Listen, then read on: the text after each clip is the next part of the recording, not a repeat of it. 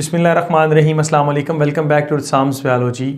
Dear students, chapter number 9 में ड्वी and ट्रैक्योफाइट के अंदर हम आज मेनली बात करेंगे लाइकोप्सीडा की एंड एज वेल एज स्फीनोप्सीडा की। इससे प्रीवियस लेक्चर के अंदर हमने साइलोप्सीडा के बारे में पढ़ा था, यानी कि साइलोटम के बारे में पढ़ा था, और वहाँ पर हमने देखा था कि वहाँ पर हमें लीफ देखने को नहीं मिले थे। बिल्कुल छोटे छोटे स्केली और रिड्यूस लीफ लाइक स्ट्रक्चर्स थे जिनको हमने इनेशंस का नाम दिया था। लेकिन आज जो हम पढ़ने जा रहे हैं लाइकोप्सीडा एंड स्फीनोप्सीडा, यहाँ पर आपको ट्रू लीफ देखने को मिले हैं। सो इसका मतलब है कि आप कहते हैं कि साइलोप्सीडा से जो एडवांस है वो कौन सा है, लाइकोप्सीडा, एंड देन इसी तरह से स्फीनोप्सीडा। यानी कि ये with the passage of time क्या हो रही है, ग्रेजुअल चेंज आ रहा है लिविंग ऑर्गेनिज्म के अंदर। इसको हम क्या बोलते हैं, एवोल्यूशन। सो सिंपलर से किधर आ रहे हैं, कम्प्लेक्स की तरफ। तो इसमें जो एवोल्यूशन ऑफ लीफ है वो ही थी। इंशाल्लाह उसका एक अलग से टॉपिक है, वो भी आपको चैप्टर नंबर 9 की जो प्ले लिस्ट है वहाँ से मिल जाएगा। उसके बाद हम बात करते हैं कि ये जो आपके पास लाइकोप्सीडा है इसको हम क्लब मॉस बोलते हैं, और इसी तरह से हम इसको क्या बोलते हैं, स्पाइक मॉस बोलते हैं, क्योंकि इसकी जो अपीयरेंस है वो बिल्कुल ऐसे क्लब लाइक स्ट्रक्चर जो है वो देखने को मिलते हैं। और इसको मॉस का नाम इसीलिए दिया गया है क्योंकि अपीयरेंस बिल्कुल वैसी ही है जैसे हमने ब्रायोफाइट्स के अंदर जो थी वो पढ़ी थी। वेलवेटी अपीयरेंस जो है वो हमें देखने को मिलती है।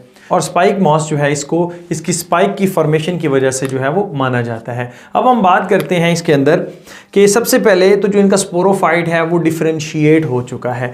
डिफरेंशिएशन किस किस के अंदर हुई है, sporophyte is differentiated into true roots, stem and as well as leaves.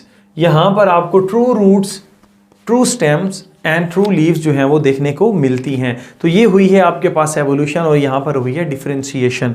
अब हमने देखना है कि यहां पर एक और स्ट्रक्चर जो है वो हमें देखने को मिलता है, दैट इज द राइजोफोर।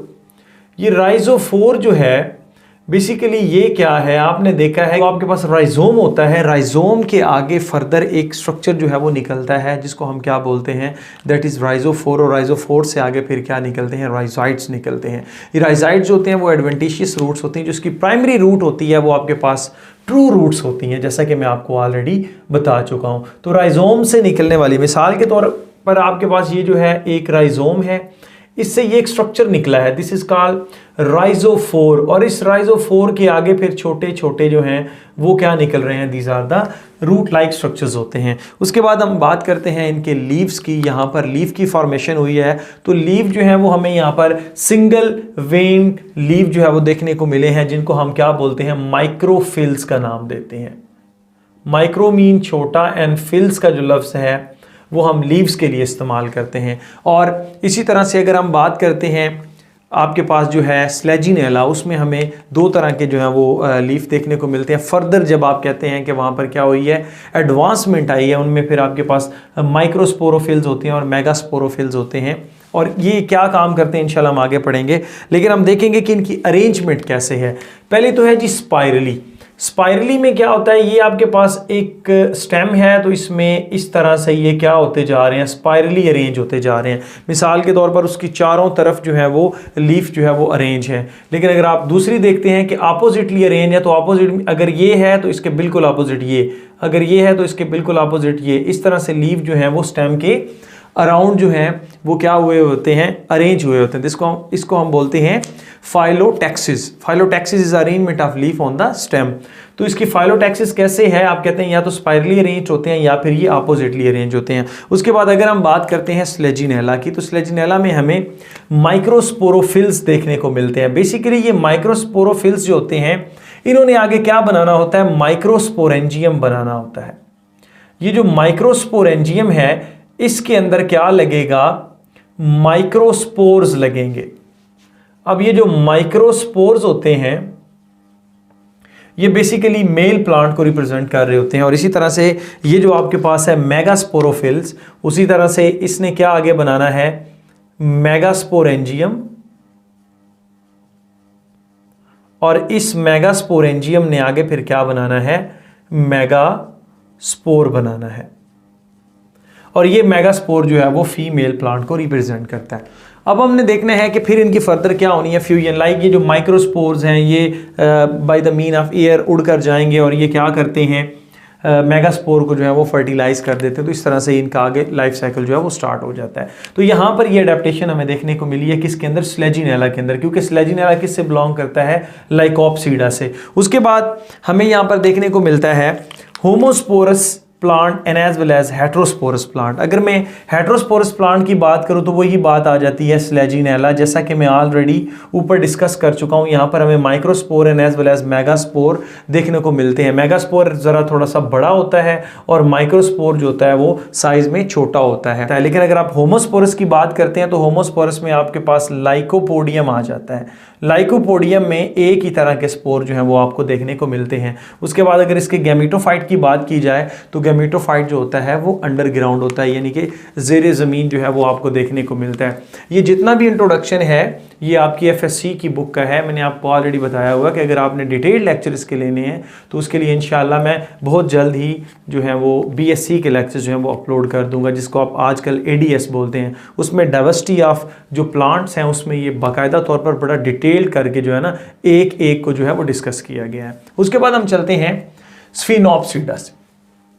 स्फिनोप्सिडा जो है बेसिकली ये जो स्फिनोप्सिडा है, अगर हम इसकी एटमोलॉजी देखते हैं तो हम इसको बोलते हैं this is the ways like. ये जो वेज है यानी कि एज लाइक, यहां पर इसकी अपीयरेंस जो हमें है वो कैसे देखने को मिलती है, एज लाइक। अगर आप इसकी स्टेम को देखें तो ये देखें यहां पर आपको बहुत सारे रिजेस नजर आ रहे हैं। आप कहते हैं कि रिजेस एंड बार्स नजर आते हैं, फर्रो नजर आती हैं। स्टेम जो है वो स्मूथ नहीं होती, तो वेज लाइक अपीयरेंस होती है। इसी तरह से अगर हम बात करें कि इसको हम बोलते क्या हैं, सिंपली हम इनको बोलते हैं हॉर्स टेल।